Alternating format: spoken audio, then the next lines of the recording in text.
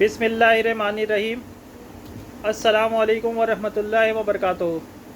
नाजरीन, उम्मीद है आप सब खैरियत से होंगे और ज़िंदगी की बहारों को भरपूर तरीके से इंजॉय कर रहे होंगे। आज की इस वीडियो में हम ये डिस्कस करने जा रहे हैं कि अगर कोई शख्स किसी सरकारी महकमे में अपना काम करवाने जाता है और मुताल्लिका गवर्नमेंट स्टाफ उसके काम को करने के लिए, उसके कानूनी काम को करने के लिए रिश्वत तलब करते हैं, तो ऐसी सूरत में क्या कानूनी चाराजोई हासिल है। तो नाज़रीन, अगर आप गवर्नमेंट या किसी भी महकमे में अपना कानूनी काम करवाने जाते हैं और मुताल्लिका शख्स या मुताल्लिका गवर्नमेंट एम्प्लॉई आपसे रिश्वत तलब करते हैं, तो ऐसी सूरत में कानून हमें कुछ चाराजोई फराहम करते हैं।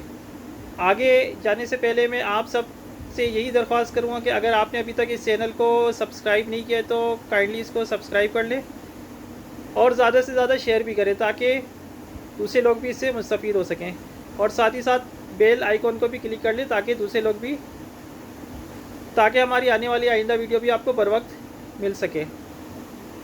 तो नाज़रीन, किसी भी गवर्नमेंट एम्प्लॉई का या कोई भी पब्लिक सर्वेंट अगर किसी काम के लिए रिश्वत तलब करते हैं तो कानून ताज़ीरात पाकिस्तान की दफ़ा 161 के तहत ऐसा करना जुर्म है और ऐसे शख्स को सज़ा भी हो सकती है अगर उसका ये जुर्म साबित हो जाए।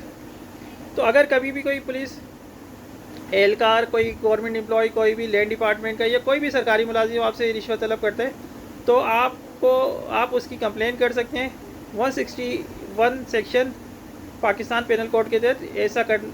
ऐसा शख्स जो कि रिश्वत तलब कर रहा है या जिसे रिश्वत तलब की है, ये सज़ा का मुर्तकिब है। और ऐसी सूरत में आपको एक इस्तग़ासा दायर करना होगा और ये इस्तग़ासा मजिस्ट्रेट की अदालत में दायर किया जाएगा। जब आप मजिस्ट्रेट की अदालत में इस्तग़ासा दायर करेंगे तो मजिस्ट्रेट उसकी तहकीकात करेगा, नोटिस इशू करेगा, और अगर नोटिस इशू होने के बाद और केस का ट्रायल करने के बाद अगर ये बात साबित हो जाती कि उस शख्स ने, सरकारी मुलाजिम ने कोई रिश्वत तलब की थी, तो ऐसे शख्स को कानून के तहत सज़ा दी जाएगी। अस्सलामु अलैकुम वरहमतुल्लाहि वबरकातुहू।